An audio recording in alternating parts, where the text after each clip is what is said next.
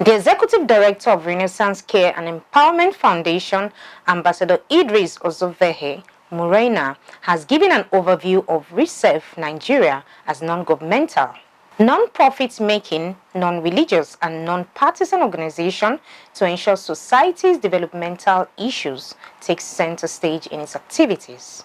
He said in the area of health, education, vocation, and training for economic empowerment for youths and elderly, his NGO will not be found lacking to organize every support to encourage them. Morena said this during a media roundtable to discuss women's participation in election as voices for development held at Idrinana Hotel, Lokoja. Our reporter has more.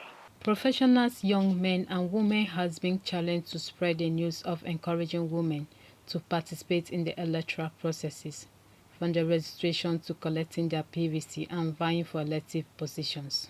The stakeholders conversed for more participation of women and encouraged them to discourage fear and victimization by all angles. The Executive Director of Renaissance Care and Empowerment Foundation, Idris Ozovehe, and the organizer of the workshop said it would glad his heart to see women elected into political offices to move Nigeria forward. Called on journalists to broadcast the call for more women in politics. We have done a research, just like the first presenter said. We've done a research and we've engaged over the years and discovered that the figures are just 49-50%. Now, the female taking 49, the male taking 50% in terms of population, in terms of voter registration and all that. Now, women participation as Voice for Development project is looking at that angle of the fact that, look, we are equal stake in this. We need to participate in the process. And Recef, Renaissance Care and Empowerment Foundation, is coming on board at this particular time, taking into cognizance the fact that Kogi State finally has signed up the bill, VAT bill, into law. The keynote speaker advocates for women to ignore money in exchange for their PVC and votes. Other things, environmental factors that determine their participation. And so, NDI supported the idea and said, we will fund you. So the consortium of CSOs led by CPI went into that. The NUJ State Chairman Adeiza Momo Jimon and Nawaj State Chairperson and Olorinde said the awareness is yielding results and commended the organizer, saying the advocacy is timely, called for more inclusion. Women are the ones that are taking care of the children, they take care of the home. So if they're not part of where the decisions have been taken, then things will not go very well. So I think any effort made to bring the consciousness of women to taking part in politics is the right thing in the right direction. And I want to commend the organizers of this program, and I want to also ask that we actually support them, the media, to bring out what they are doing so that more women can be encouraged to take part in politics. Compared to this time, women shy away from elections, from elective position especially. They don't even come out to contest for any positions.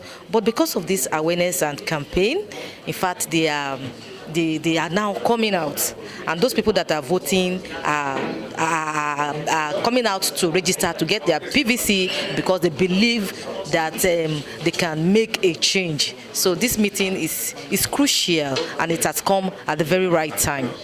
The Executive Director, CPI Abimbola Agbogun, commended the Governor of Kogi State for signing into law the VAT bill, saying the law will secure women in politics, promise more sensitization programs to educate women, even the men, to accept women as partners in progress. We need to carry the men themselves along to have a lot of sensitization workshops that is geared towards mind shifts and towards behavioral change, and for them to see and know the role that women play if women are given chance. So the men need to be carried along, and the women themselves, we need to carry them along. Those of us who are already in the front doing something, women voices, women influencers, women who are already in politics, women leaders, women in civil society, you know, women in business that are already successful.